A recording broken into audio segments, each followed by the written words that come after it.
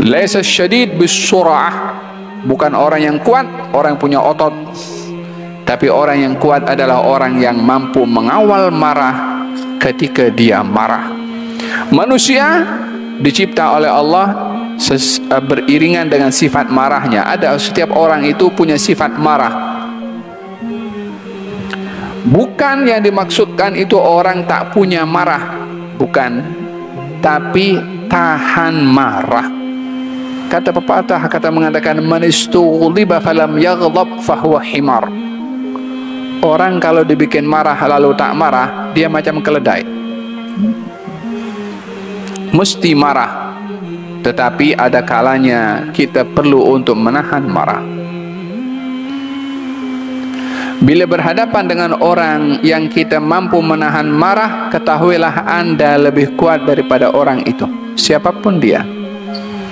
Mula bila itu karena laki-laki mesti angkat suara, mesti tepuk meja, menjadi satu sunnah yang diajar oleh Nabi SAW ketika berhadapan dengan masalah. Siapa yang bagi definisi seperti itu? Definisi yang ada daripada Rasulullah, orang yang kuat, orang yang mampu menahan marah, tapi tepat pada tempat. Jangan melihat pasangan atau anak perempuan pergi keluar dan balik pukul 1 malam dia marah, kena tahan marah, nanti saya dianggap lemah. Ini bukan tahan marah tepat pada tempat. Ini boleh jadi dayus kalau tak marah. Dalam riwayat dinyatakan Nabi itu tidak pernah marah kalau hal-hal terkait dengan pribadinya, tapi kalau hukum hakam Allah yang diabaikan, tak ada orang setegas beliau ketika marah. Dalam hal urusan hukum hakamnya Allah Subhanahu wa taala.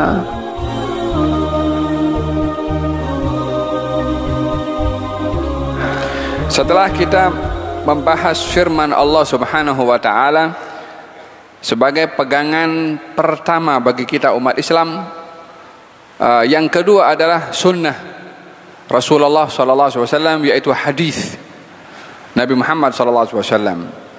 Rujukan kedua bagi umat Islam yang tidak ada kesalahan. Yang pertama adalah Al-Quran, yang kedua adalah As-Sunnah, dan itu adalah dua pusaka yang ditinggalkan oleh baginda Rasulullah untuk umat ini, yang mengambilnya akan mendapatkan petunjuk dan hidayah. Pada hadis yang disebutkan sebentar tadi oleh Habib Agil, hadis diriwayatkan oleh Sayyidina Abu Hurairah radhiyallahu anhu, katanya Rasulullah sallallahu alaihi wasallam bersabda, man yuridillahu bihi khairan yusib minhu. Barang siapa yang dikehendaki oleh Allah dengan kehendak yang baik, maka ia akan diduga oleh Allah Subhanahu wa taala. La ilaha illallah. Selalunya kita dengar man yuridillahu bihi khairan yufaqihu fid din. Siapa orang dikehendaki oleh Allah dengan kehendak yang baik, maka akan diberi paham pada agama. Ya, itu salah satunya. Adapun yang lain, orang bila dikehendaki oleh Allah dengan kehendak yang baik, maka akan diduga. Diduga pada hartanya, diduga pada pasangannya, diduga dengan jirannya, diduga dengan tubuh badannya. Sehingga kita, seperti mana pada mukaddimah yang saya sebutkan tadi, membaca dugaan, berhadapan dengan dugaan, jangan sampai kita kalah dengan dugaan sehingga kita mempunyai buruk sangka kepada Allah atau mengambil sikap yang tidak baik kepada Allah karena diduga. Bila ada orang yang layak untuk tidak diduga oleh Allah dengan musibah, orang itu adalah Rasulullah. Karena beliau Nabi, beliau makhluk yang paling dihormati dan disayang oleh Allah. Tapi kata baginda Rasulullah SAW, asyaddun nasi bala'an al-anbiya thumma al-amthal fal-amthal. Orang yang paling banyak diduga oleh Allah itu para anbiya. Kemudian orang-orang yang mendekati kedudukan para anbiya. yakni kalau dugaan itu suatu hal yang tak elok, kenapa para nabi diduga?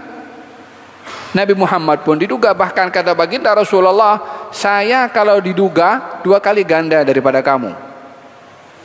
Ini kalau kamu sakit, saya sakit, sakitnya saya 2 kali ganda pada kamu. Kalau satu hari baginda Rasulullah ketika sakit demam panas, diziarahi oleh sahabat, kemudian dipegang dahinya untuk mengetahui temperature panasnya tubuh badan Rasulullah. Letakkan tangan di dahi Nabi, diangkat lagi, tak tahan, macam pegang kepada sesuatu yang sangat panas. Dahsyatnya panas tubuh badan baginda Rasulullah SAW ketika diduga oleh Allah Subhanahu wa taala. Faham tom? Dengan demikian, seseorang itu diduga oleh Allah Subhanahu wa taala dengan mempunyai beberapa hikmah. Yang pertama adalah untuk menghapus dosa. Yang kedua, untuk diberi pahala. Yang ketiga, untuk diangkat darjat. Ada kalanya orang ingin diangkat darjatnya tinggi, tapi dia tak mampu untuk beramal, maka diduga oleh Allah dengan musibah, yang musibah itu menjadi sebab kepada orang itu untuk berada pada darjat yang tinggi tadi. Jadi dengan demikian, musibah imma penghapus dosa, sebab dapat pahala, dan sebab terangkat darjat. Ada keburukan pada musibah? Tidak ada. Orang mau dengan musibah? Tak mau. Ada yang mau dengan musibah? Jangan minta musibah. Jangan minta kepada Allah, ya Allah beri kepada musibah, jangan. Problem nanti. Tapi kalau diduga oleh Allah, tengok daripada 3 sebab ini. Kalau diberi musibah oleh Allah Subhanahu wa taala, tengok daripada 3 sebab. Imma penghapus dosa, wa imma diberi pahala, wa imma diangkat darjat. Satu hari baginda Rasulullah sallallahu alaihi wasallam ziarah kepada satu orang yang sakitnya tak sembuh-sembuh. Kemudian kata baginda Rasulullah, kamu ni ada buat apa sehingga kamu tak sembuh daripada sakit sekian lama? Katanya, ya Rasulullah, saya ini berdoa kepada Allah. Katanya, ya Allah, kalau engkau akan duga saya nanti di akhirat, baik engkau duga saya di dunia. Dia kata macam tu. Kata Nabi, kenapa kamu cakap macam tu? Kenapa kamu tidak minta selamat dunia akhirat? Jangan minta diduga oleh Allah Subhanahu wa taala, jangan. Khawatir tidak mampu. Tapi kalau diduga, karena ready dengan sabar. Tapi jangan minta. Oleh sebab itu kata baginda Rasulullah, kenapa kamu tidak meminta afiyah fid dunya wal akhirah? Oleh sebab itu diajarkan oleh baginda Rasulullah dalam doa, Allahumma inni as'aluka al-afwa wal afiyah wal mu'afatid fid dini wad dunya wal akhirah. Faham? Hada berkenaan dengan dugaan. Ahasiban nasu ayyutraku ayyaqulu amanna wa hum la yuftanun. Kalau ada sahabat Nabi SAW namanya Urwah. Urwah ya. Berjalan daripada Madinah sampai pergi ke mana? Pergi ke Syam. Kakinya masa keluar daripada Madinah itu luka, sehingga dalam perjalanan lukanya itu makin merebak. Dan sampai di Syam, dokter-dokter di Syam mengatakan kaki ini kena mesti dipotong, karena khawatir akan naik ke atas dan akan menambah lagi menularnya atau merebaknya penyakit itu sampai ke atas. Maka kata dokter-dokter ini mengatakan kita kena potong, dan untuk boleh potong kaki kamu kena mesti berada dalam keadaan tidak sedar. Untuk tidak sedar akan diberi minum arak. Melihat ini kondisi darurat, wa daruratu tubihul mahdhurat. Dalam keadaan darurat kadang-kadang benda yang haram pun boleh untuk digunakan, walaupun tetap haram. Maka kata lelaki ini mengatakan, jangan, selama ini tubuh badannya dijaga daripada minum arak, maka tidak mahu untuk dikotori darahnya dengan arak, tapi biarkan saya masuk dalam sholat. Dia masuk dalam sholat, kakinya dihujurkan ke depan, kemudian dilakukan operate, dipotong tanpa dia berubah posisinya dalam keadaan sembahyang. Ya subhanallah, khusyuk yang amat luar biasa. Selesai sholat, operation pun selesai.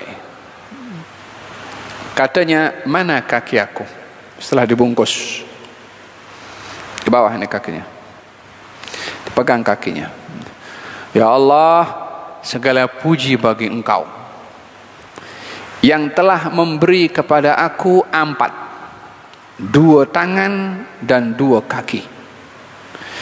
Engkau ambil 1 daripada 4 ini. Terima kasih, hanya 1 yang diambil, dan masih Engkau sisakan untuk aku 3. Mana orang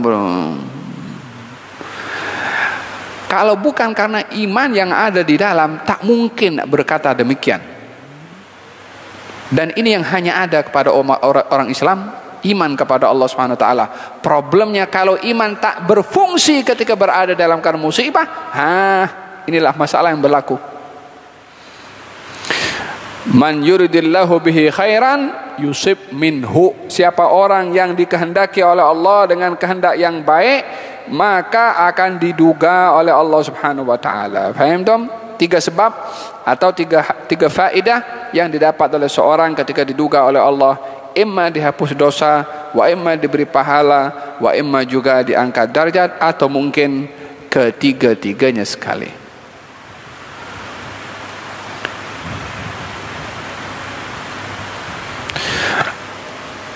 Kita bila berhadapan dengan musibah, contohkan diri kita dengan orang lain yang lebih besar musibahnya. Rasulullah berhadapan dengan musibah, kehilangan pasangan, kehilangan anak,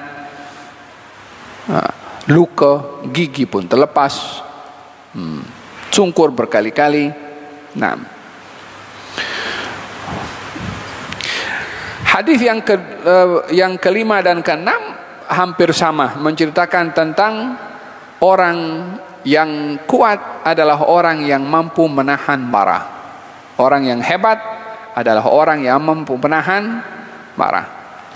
Kekuatan bila diukur secara zahir, manusia ini tidak lebih kuat daripada binatang yang punya kekuatan yang lebih kuat. Binatang tidak lebih kuat daripada pokok yang tegar. Pokok tidak lebih kuat daripada gunung ganang. Kekuatan secara zahir, makhluk-makhluk yang lain lebih kuat daripada manusia. Tetapi yang menjadi kehebatan kepada kekuatan manusia bukan karena ototnya, bukan karena pandai bergulat atau bergusti. Tahu gusti? Dahulu itu di zaman baginda Rasulullah ada perlombaan, namanya perlombaan gusti, dan ada seorang yang champion zaman itu namanya Rukana. Dalam bergusti itu kalau jatuh maka dia kalah. Jadi bermakna bergusti itu adu kekuatan otot untuk berdiri, kaki ini. Rukanah itu dulu kalau pijak kulit, 5 orang tarik kulit untuk jatuhkan Rukanah yang sedang pijak, dia tak akan jatuh sampai kulitnya koyak. Bukan kulit kertas, kulit kambing, kulit binatang. Punya kuat kaki itu nak pijak. Orang dulu hebat-hebat. Satu hari dia cabar kepada Rasulullah. Katanya, Muhammad, kalau kamu boleh jatuhkan aku beriman kepada engkau. Kata Nabi, jom. Dilawan. Bila dengan bahasa kita lah kan. Dilawan oleh baginda Rasulullah, sedang beradu sekali berhadapan dengan Nabi. Didapati Rukana sudah jatuh di bawah. Untuk tunjuk kekuatan Nabi pun lebih hebat daripada pegulat yang champion pada waktu itu. Rukanah tak percaya, macam mana aku boleh jatuh? Sekali lagi, 3 kali dijatuhkan oleh Nabi SAW. Kata Rukanah, sihir kamu hebat sangat, dia kata. Enggan untuk beriman, dia tuduh kekuatan Nabi ini daripada perbuatan sihir.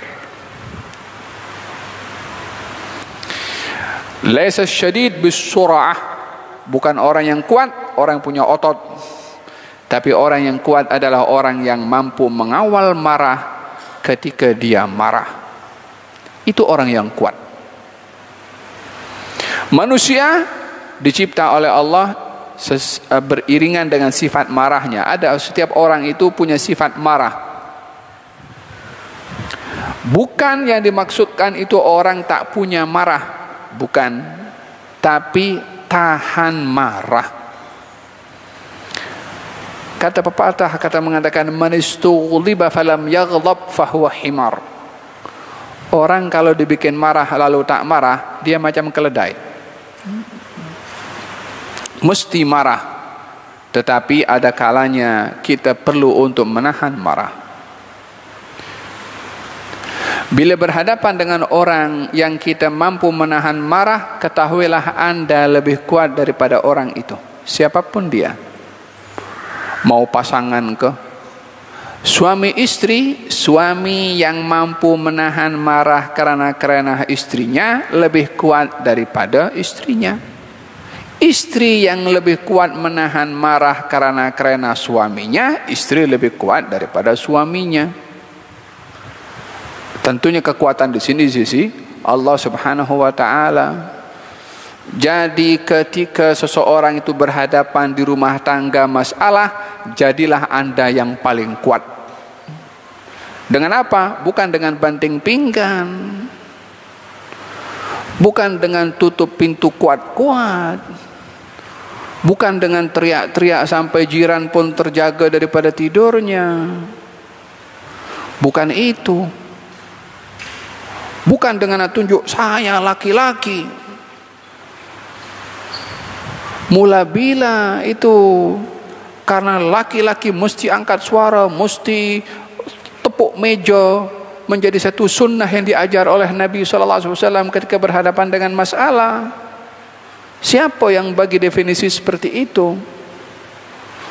Definisi yang ada daripada Rasulullah, orang yang kuat, orang yang mampu menahan marah, tapi tepat pada tempat.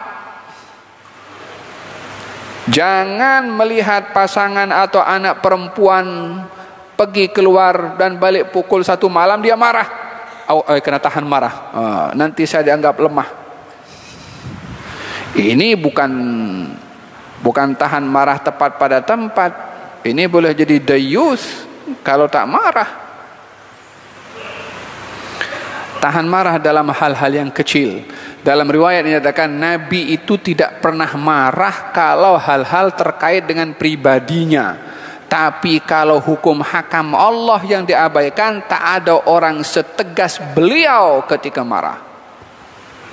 Dalam hal urusan hukum hakamnya Allah Subhanahu wa taala. Faham toh? Kita dengan keluarga pun juga begitu. Dalam hal-hal yang kecil-kecil ini, nasi belum masak lagi, lambat nak hidangkan makanan, kopi kurang gula ke, balik lewat ke, pokoknya yang seperti itu kita perlu sabar, perlu tahan marah. Tapi dalam hal-hal prinsip, dalam hal-hal agama, dalam hal ini kita tak boleh diam. Marah menjadi satu kewajiban untuk menegakkan kebenaran. Diberikan sifat marah itu oleh Allah untuk mempertahankan kebenaran, bukan meletakkan sembarangannya. Faham dong? Gal zaman baginda Rasulullah sallallahu alaihi wa ala alihi wasallam datang seorang, "Ya Rasulullah, beri wasiat kepada saya." Kata Nabi, "Jangan marah." Wasiat yang lain, "Jangan marah." 3 kali. Rupanya yang datang pemarah dia, temperature dia mungkin high level. Tempo, sikit-sikit marah, sikit-sikit marah. Faham tom? Kalau Sayyidina Abu Bakar As-Siddiq radhiyallahu anhu duduk bersama dengan baginda Rasulullah, ada seorang yang sedang memaki dan memarahi kepada Sayyidina Abu Bakar As-Siddiq. Entah ada masalah apa. Di hadapan Sayyidina Abu Bakar Rasulullah, Nabi diam sambil tersenyum. Karena Sayyidina Abu Bakar tidak jawab. Saat Sayyidina Abu Bakar sudah tak tahan, maka dijawab oleh Sayyidina Abu Bakar. Ketika dijawab, Nabi pun bangkit dan tinggalkan. Maka dikejar oleh Sayyidina Abu Bakar, ya Rasulullah, tadi masa dia marah kepada aku, engkau duduk diam. Ketika aku marah kepada dia, engkau bangkit. Katanya, ya tadi masa engkau dimarah oleh orang itu, aku nampak malaikat bela engkau. Tapi ketika engkau bangkit marah pada dia, malaikat pergi dan syaitan datang untuk cucuk. Macam zaman kita sekarang lah, kalau melaga-lagakan tu kan. Zaman sekarang lagi canggih. Yang melaga-lagakan tak tahu siapa, just potong saja. Oh, ini boleh jadi isu ni, orang ceramah ini, oh cut saja, letak dia. Bagi tajuk Fulan bin Fulan begini, viral, orang gaduh semua. Yang buat tu mungkin minum kopi di rumah. Jadi orang jadi korban orang-orang seperti ini. Nak cari subscribers melalui bikin marah orang, sehingga orang menjadi korban kepada keinginannya untuk mendapatkan subscribers saja. Jangan terlalu rendah kedudukan untuk menjadi mainan golongan YouTuber seperti ini. Anda akan dipertanggungjawabkan dengan komennya Anda kalau bertentangan dengan syariat. Yang buat ini, dia tak akan datang nanti di hari kiamat, aku jamin kau masuk surga. Kau dah ada transaksi ke dengan Allah surga tu, kau punya ke? La. Jangan jadi terlalu rendah, terlalu hina, terlalu tak berharga harga diri dengan menjadi mainan. Letakkan saja dekat, ini aku punya guru ini, kenapa dia buat dengan guru aku? Maka dia komen, letaknya komen, dia duduk kat rumah minum kopi dia. Dia subscriber dapat, last duit dia pun dapat. Yang gaduh ni dapat apa? Geram ia. Kadang-kadang dekat, kalau geram dekat Facebook tu kan, mari sini aku tumbuk engkau. Tumbuk apa? Tumbuk siapa? Masalahnya pada marah, mudah menjadi mainan karena isu. Faham tom? Jangan mudah untuk wa imma yanzaghannaka minasyaitani nazghun fasta'idz billah. Kalau kamu dibikin marah oleh syaitan, berlindunglah kepada Allah daripada syaitan. Oleh hada kata baginda Rasulullah ketika mengatakan Sayyidina Abu Bakar, tadi kamu ketika diam, aku nampak malaikat membela kepada engkau. Engkau lawan, syaitan datang untuk cucuk. Faham dong? Ya Rabbal Alamin, Ya Rahmanu, Ya Rahim, Salli Rabbi wa sallim ala khairil mursalin.